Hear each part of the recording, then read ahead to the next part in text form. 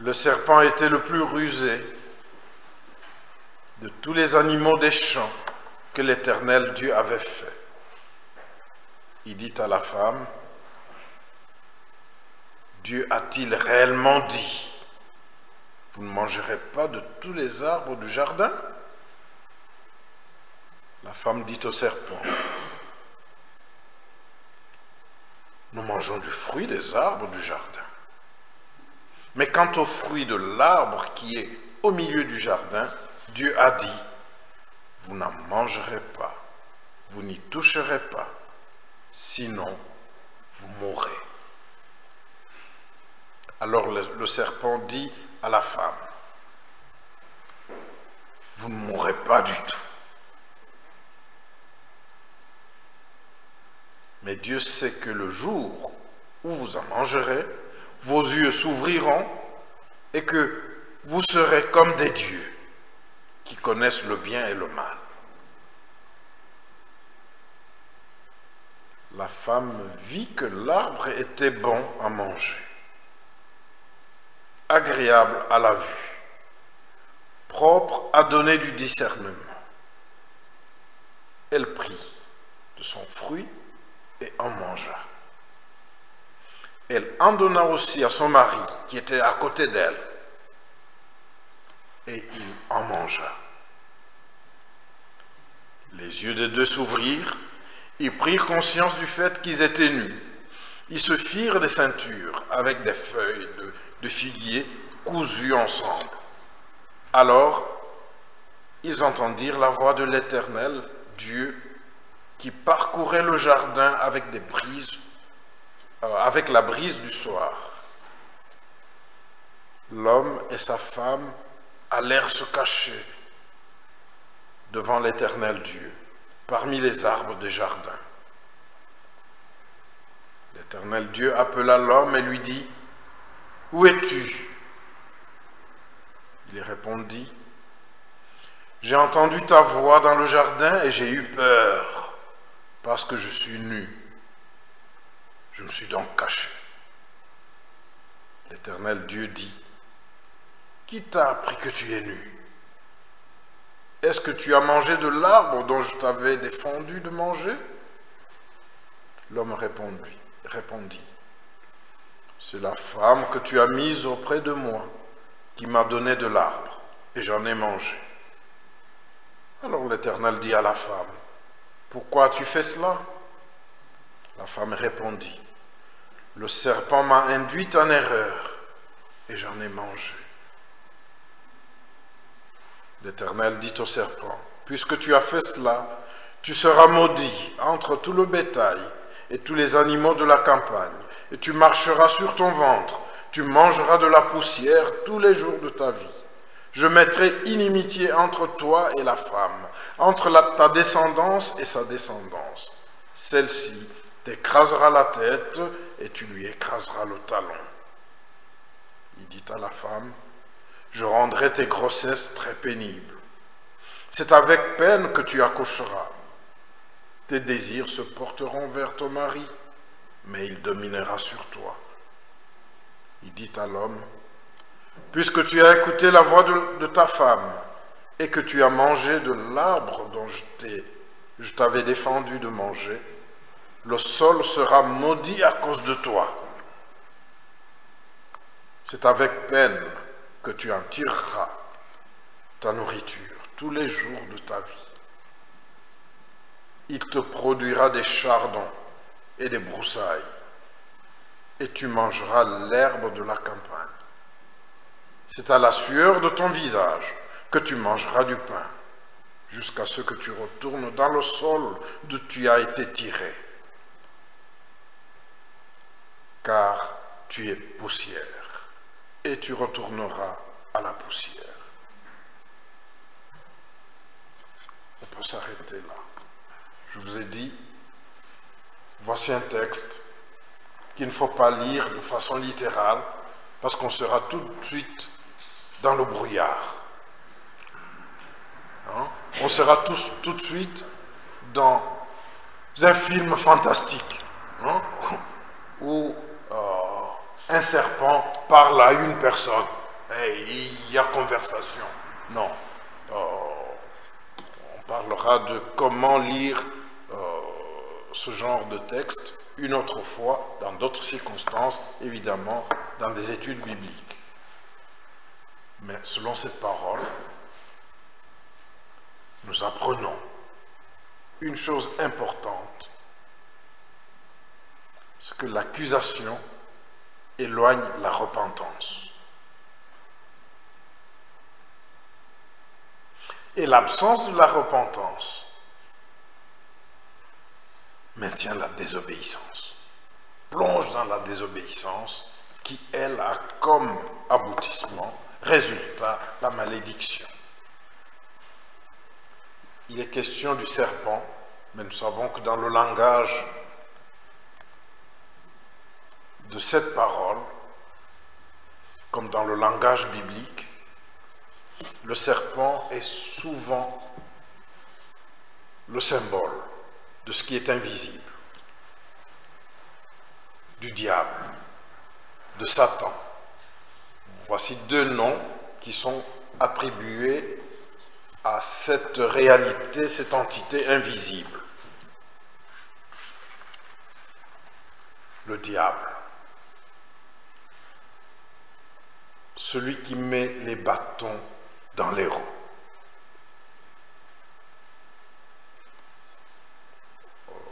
En grec, parce que c'est dans le Nouveau Testament aussi, bon, l'Ancien Testament a été traduit en grec, et puis tout le Nouveau Testament nous est parvenu en grec.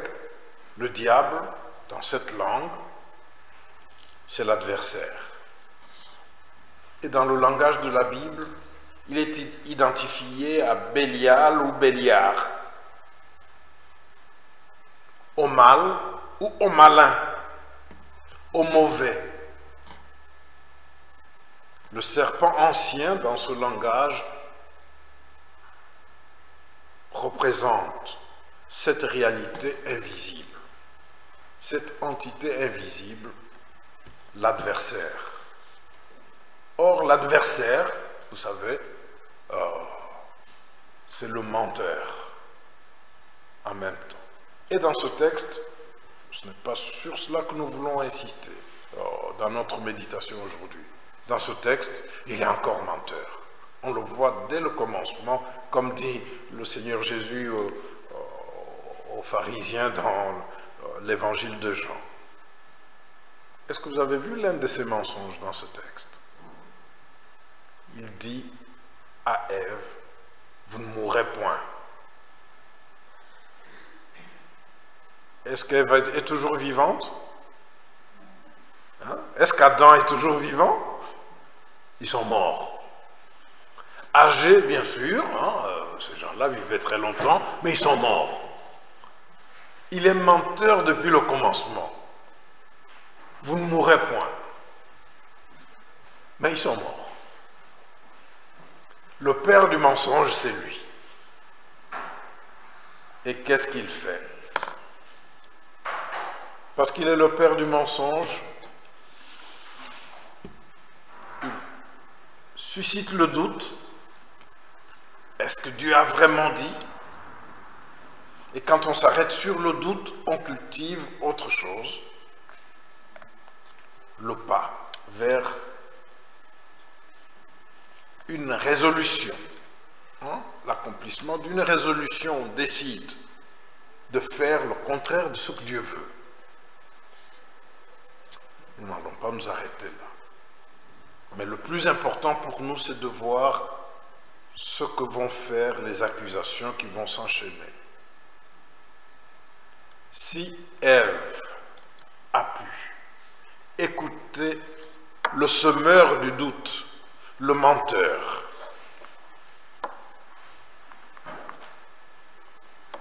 si elle s'était arrêtée à l'écouter et tourner la page, dans sa tête, la situation aurait été différente. Nous parlons de l'irréel, ce n'est pas réel. Si c'était, il aurait... Bon, mais ce n'est pas le cas. Elle a écouté et elle est passée à quelque chose qui nous concerne. La parole au verset 6 dit ceci.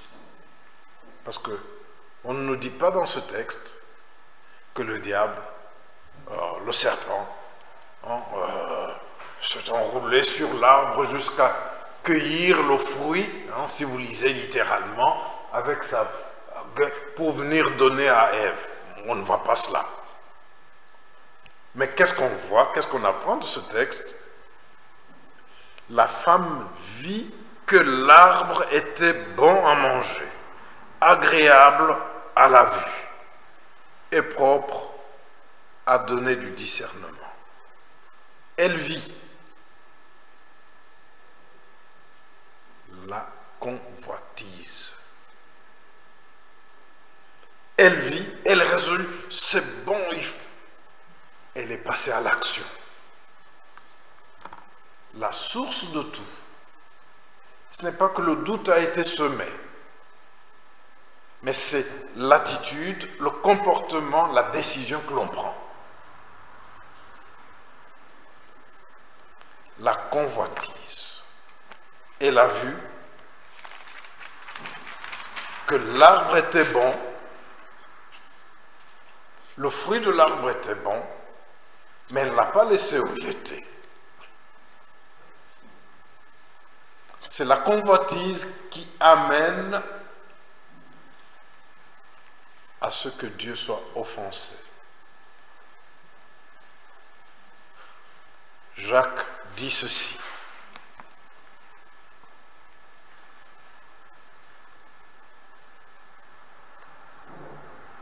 Que personne, lorsqu'il est tenté, ne dise « c'est Dieu qui me tente ». Car Dieu ne peut être tenté par le mal et il ne tente lui-même personne. Mais chacun est tenté parce que sa propre convoitise l'attire et le séduit. Elle a vu que le fruit était bon. Elle est passée à l'action. Souvenez-vous de l'histoire du grand roi David. Il a vu, dans son oisiveté, il a vu que Bercheba, cette jeune femme, était belle. Il a vu. Il l'a convoitée, il est passé à l'action. L'adultère, et puis le mensonge, et puis les plans diaboliques, et puis l'assassinat du mari de la femme. La convoitise des yeux, qui produit dans le cœur ce qui va être l'achèvement, l'accomplissement de la désobéissance. Dieu a dit, ne mangez pas. Elle vit que c'était bon et elle résolut d'en prendre et d'en manger. La parole dit, elle prit de son fruit et en mangea. Ce n'est pas que le diable, le serpent, lui a mis le fruit. Donc, essayons de ne pas faire du diable celui qui accomplit les choses dans la personne, dans l'homme. Non. Alors, si c'est cela, nous allons tout enchaîner notre vie d'accusation en accusation. C'est le diable. Après le diable, c'est elle. Après tel, c'est elle. Non. C'est elle qui a pris du fruit. C'est elle qui en a mangé. Est-ce que le serpent a mâché le fruit pour elle? Pour dire maintenant c'est la bouillie, avale, tout simplement. Hein? Est-ce que c'est cela? Non. Elle a pris elle-même. Elle en a mangé elle-même. La convoitise conduit à l'achèvement de la désobéissance. Dieu avait dit de ne pas manger. N'accuse pas, assume. N'accuse pas, assume. Qu'est-ce qui vient après? C'est l'approche de Dieu. auprès de ceux qui ont désobéi, ceux qui l'ont offensé, ceux qui ont raté la cible. Parce que péché, en hébreu, c'est ça, c'est manquer la cible. Elle est là, Dieu a dit, voilà ce qu'il faut faire. Quand on rate la cible, c'est cela le péché. Du moins en hébreu. Eh bien, quand Dieu arrive, ils voient qu'ils ont raté la cible. Oh, c'est la série d'accusations. Adam est responsable. Alors Dieu s'adresse à l'homme. Adam est responsable de toute la créature de Dieu. Il est responsable de sa femme, de son vis-à-vis que Dieu lui a donné, parce qu'il n'était pas bon que l'homme soit seul. Il est responsable et Dieu vient vers lui. Vous connaissez le texte, je dis qu'on allait tout abréger pour passer à la Sainte Seine.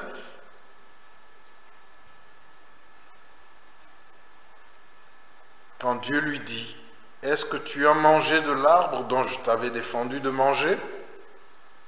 Regardez la réponse d'Adam au verset 12. La première accusation. Il n'a pas dit oui, j'ai mangé. Il a dit c'est la femme. Et qu'est-ce qu'il dit? Oh, il change de discours d'ailleurs par rapport à l'émerveillement qu'il avait quand il a vu Ève. Il dit c'est la femme que tu as mise auprès de moi. C'est elle qui m'a donné de l'arbre et j'en ai mangé.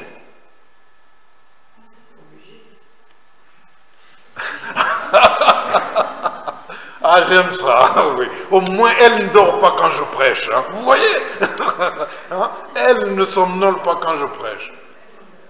C'est la femme que tu as mise à côté de moi.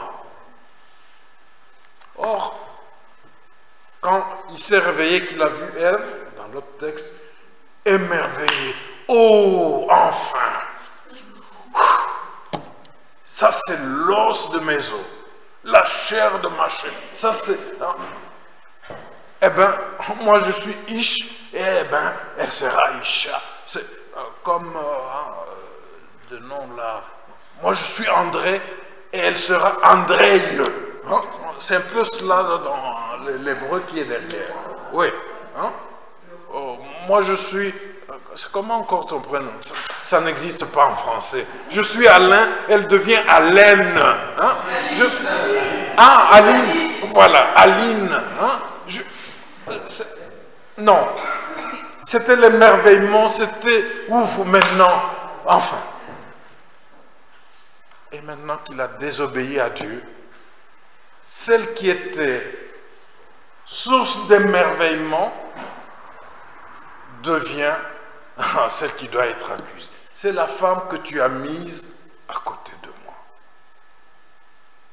Je ne sais pas comment vous le dire. Généralement, quand il y a faute, on voit l'autre. La femme, une mère va dire, c'est ton fils qui a fait ça. Comme si ce n'était pas son fils à elle. Et le père va dire, c'est ta fille, c'est encore ta fille. Qui, hein?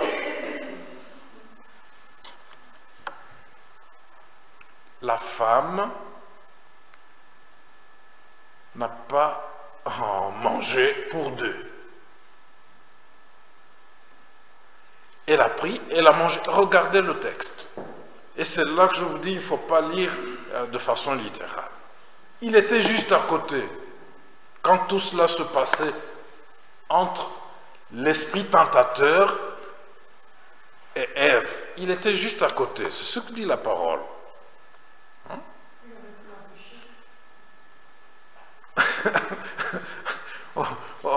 Oui, on ne va pas accuser Adam maintenant, hein? Nous aussi. Hein? il était juste à côté. On ne dit pas qu'il était parti ailleurs et quand il est revenu, parce que c'est cela qu'on raconte souvent. Hein, il était dans les champs et quand il est revenu, Ève lui a tendu. Lisez la parole. C'est le verset 6. Elle vit, hein, on a parlé de la convoitise, hein, c'était propre. Elle prit de ce fruit et en mangea. Elle en donna aussi à son mari qui était avec elle. Il était là. Et qu'est-ce qu'il a fait? Comme je disais, elle n'a pas mangé pour deux. Hein? Il en a mangé lui aussi. Et quand Dieu vient lui dire, écoute, c'est toi le boss ici, c'est toi le chef, que s'est-il passé? Comme on dit, quand on accuse, c'est toujours comme ça. Hein? Et il y en a combien qui se tournent vers soi-même? Bon, essayez de le faire comme si vous vouliez me flinguer. Hein? Tournez vers moi votre doigt. Hein? Faites-le, faites-le. Hein? Ah oui, on ne peut pas faire ça. Bon, faites-le alors entre vous. Hein? Entre vous. Vous voyez, il y aura toujours qui disent, ah bon, c'est lui? Mais 1, 2, 3. Tu es responsable. N'accuse pas, mais assume. Alors quand Dieu va appeler Ève, pourquoi tu as fait ça? Oh, mais c'est le serpent, donc le doigt. Hein? C'est le serpent et il m'a induite en erreur. Hein? Bon, elle reconnaît au moins. Mais la cause, c'est quelqu'un d'autre. C'est le serpent. N'accuse pas, assume. Quand on commet la faute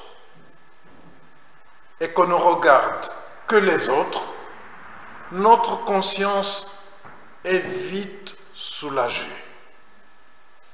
Hein, comme je disais lors du dernier message, elle devient même anesthésiée. J'ai demandé aux enfants, parce que c'était un culte avec nos enfants, c'est quoi l'anesthésie?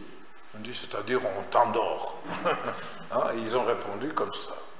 Quand on accuse l'autre, on endort sa conscience, on endort cet esprit de responsabilité devant Dieu pour répondre à Dieu comme il faut, afin qu'il n'y ait pas malédiction à la fin. Ah, pourquoi? Parce que je ne dis pas malédiction. La parole est claire. Le salaire du péché, c'est la mort. Hein? Pour qu'il n'y ait pas la mort, parce que c'est ainsi. Bon, dans ce texte, il y a des malédictions précises que nous vivons, que l'homme, la descendance d'Adam, vit. Le serpent, lui, le Seigneur ne va pas lui poser des questions. C'est là qu'on se dit que ce n'est pas la bête, le serpent. Parce que l'accusateur, le tentateur, le père du mensonge a son histoire. Comme être spirituel, eh bien, Dieu ne va pas lui donner l'occasion. Qu'est-ce que tu as encore fait? Non. Lui reçoit seulement la malédiction. La parole dit, l'Éternel dit au serpent, pas demandant au serpent, qu'as-tu fait? Non, il dit au serpent, puisque tu as fait cela, tu seras maudit. Et la série continue. N'accuse pas, mais assume. En accusant la femme, et la femme en accusant le serpent, est-ce qu'il y a eu repentance?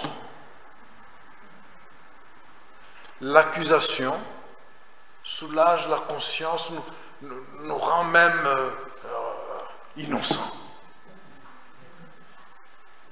Au point où il n'y a pas de repentance. Quand on ne fait qu'accuser l'autre, c'est à cause on ne prend pas la mesure de sa faute, de ce qu'on a fait. On ne va pas pleurer pour ce qu'on a fait devant Dieu. On sera plutôt heureux de savoir que Dieu va voir l'autre qui a causé.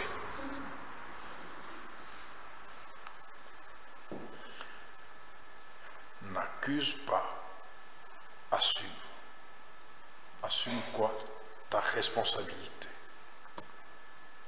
Celui qui assume revient à Dieu. Celui qui assume reconnaît sa faute, reconnaît qu'il a manqué la cible, donc son péché. Celui qui assume, il confesse. Parce que la parole dit, celui qui cache ses transgressions, même derrière les accusations, celui qui cache ses transgressions ne prospère point. Mais celui qui les confesse et les abandonne obtient miséricorde. N'accuse plus, confesse. N'accuse plus, reconnais. N'accuse plus, repens-toi. Parce que la repentance est le début d'une autre vie.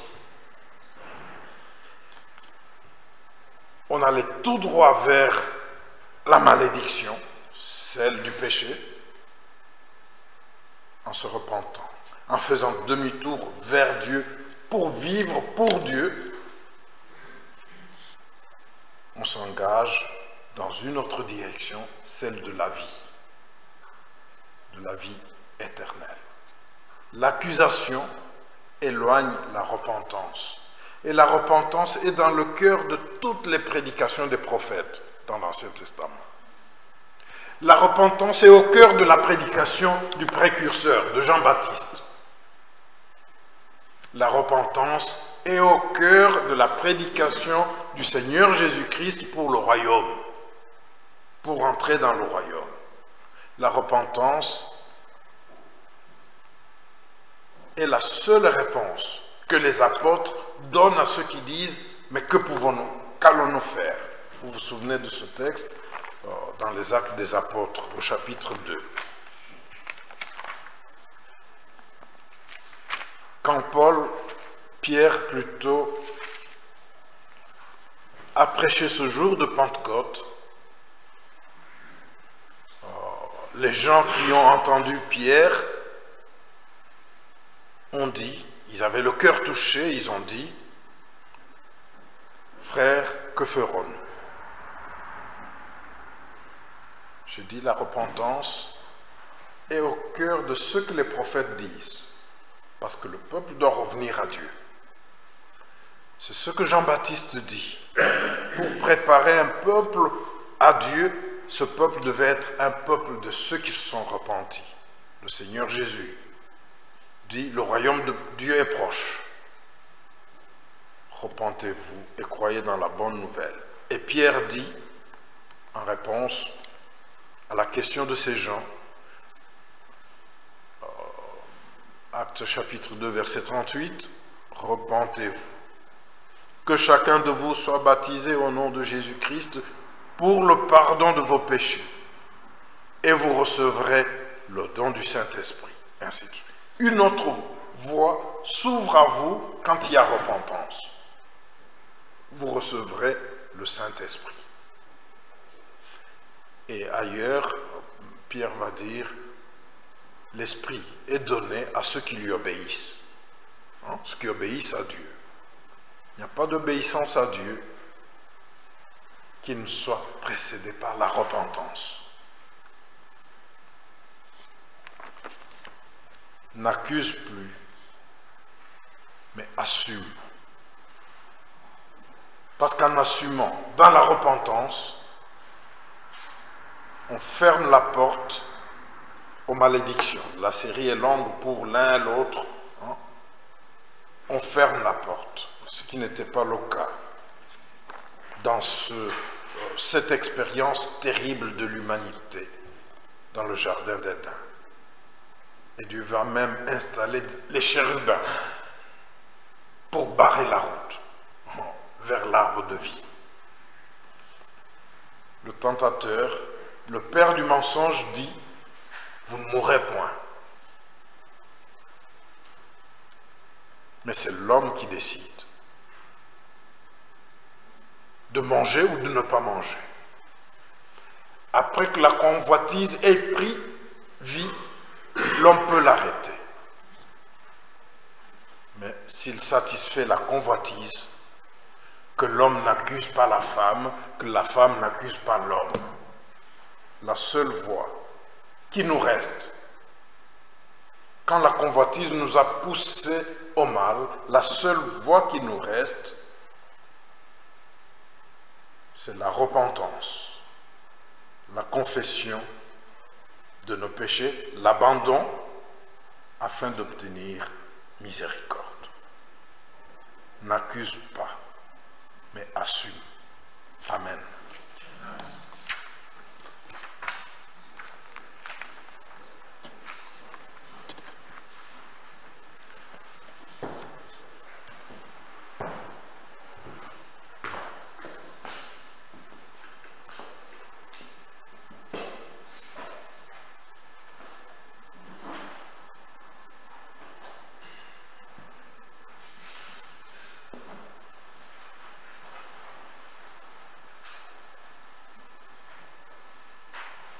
Béni sois-tu, Seigneur, pour ta parole.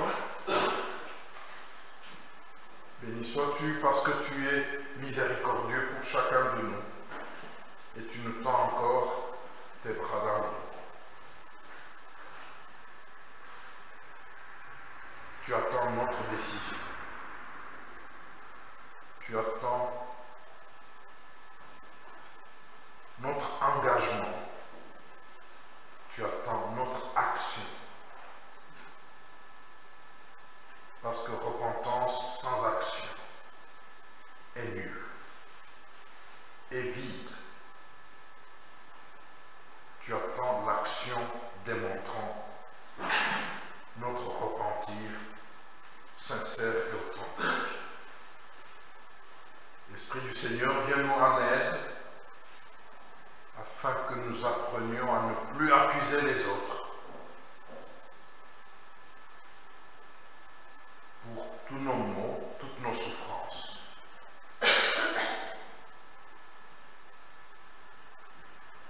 Mais d'assumer notre propre faute devant toi en la confessant, en l'abandonnant et en nous engageant dans la vie qui te glorifie avec l'autre que nous aurions voulu accuser toute sa vie et toute notre vie.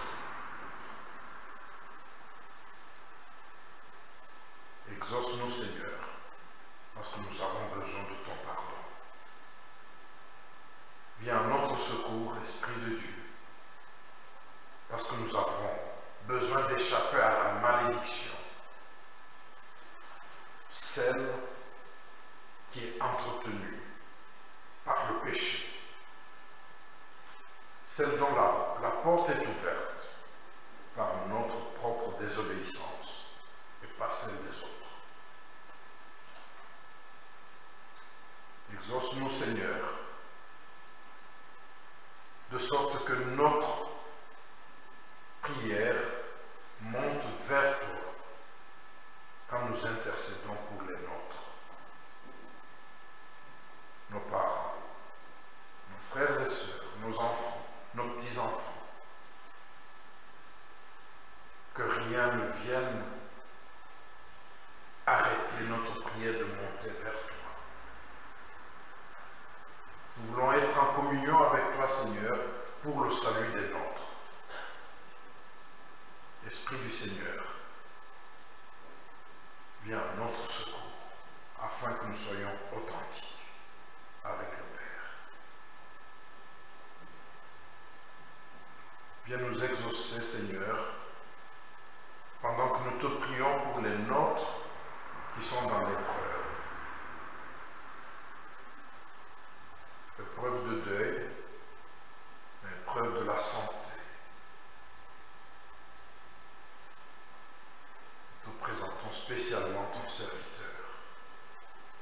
frère Daniel, dans sa souffrance, Seigneur, toi qui es aux côtés de lui, fais que ta présence soit manifeste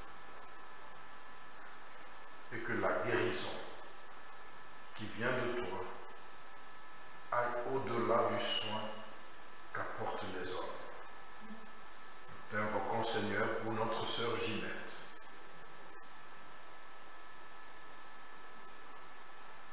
Toi qui es à côté d'elle, Seigneur, fais que ta présence soit réellement manifeste dans son cœur, dans toutes ces actions qu'elle pose, afin que sa foi affermisse plusieurs autour d'elle, les enfants, les petits-enfants, et la famille élargie. Ô Seigneur, exauce-nous parce que tu as tout pris sur la croix. Exauce-nous, Seigneur, parce que nous ne voulons pas manger et boire une condamnation maintenant. Donne-nous ton pardon, Seigneur, parce que nous voulons nous rapprocher de toi par la table que tu as dressée devant nous. Exauce-nous, Seigneur, afin que nous partions de ces lieux, réconciliés avec toi, plongés dans tes rivières d'amour, que nous repartions de ces lieux, Seigneur, fortifiés, pour confondre les forts qui sont dehors, qui nous attendent, qui ne sont même pas loin, qui nous attendent tout près de notre cœur, pour nous faire des propositions de mensonges. Exauce-nous, Seigneur, et fais-nous grandir dans la sanctification.